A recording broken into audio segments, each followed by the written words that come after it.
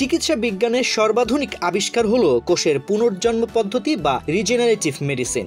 এই পদ্ধতিতে রোগীর শরীর থেকে স্টেম সেল সংগ্রহ করে জোড়ার ভেতরে স্থাপন করা হয়, যা পর্যায়ক্রমে নতুন কোষ তৈরির মাধ্যমে অসুস্থ ও ক্ষয়িষ্ণু অংশসমূহকে প্রতিস্থাপন করে। এখন প্রশ্ন হলো, এই স্টেম সেল আসলে কি? স্টেম সেল বা মূল কোষ হলো মানব শরীরের বিশেষ ধরনের অপরিণত কোষ। স্টেম সেল নিজে অবিকল নিজের মতো নতুন সেল তৈরি করতে পারে এবং রোগাক্রান্ত বা মৃতপ্রায় কোষের মেরামত বা প্রতিস্থাপনের জন্য সহজেই আলাদা করা যায়। যে কোষ থেকে আমাদের জন্ম হয়েছে, তো আমরা যখন মায়ের পেটে 6 থেকে 12 দিনের বয়স ছিল, আমাদের যে এমব্রায়োটা ছিল,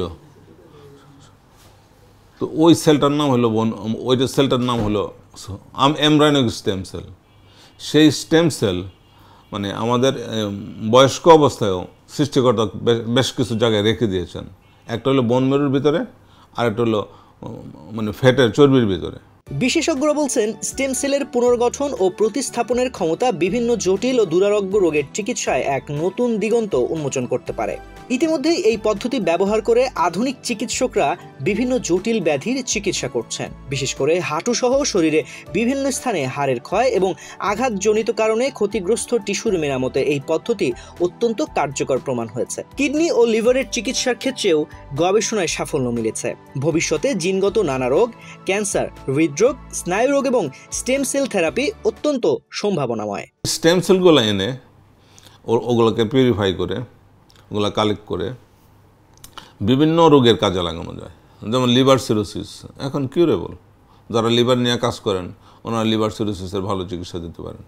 যেমন যারা কিডনি নিয়ে কাজ করেন ওনারা বোন মেরু মানে ওনারা এডিপোস টিস্যু ডেরাইভড স্টেম সেল, যেমন চর্বি থেকে যে স্টেম সেলটা আছে, এই স্টেম সেলটা নিয়ে যদি কিডনিতে দিয়ে দেন তাহলে কিডনি সম্পূর্ণ সুস্থ হয়ে যাবে।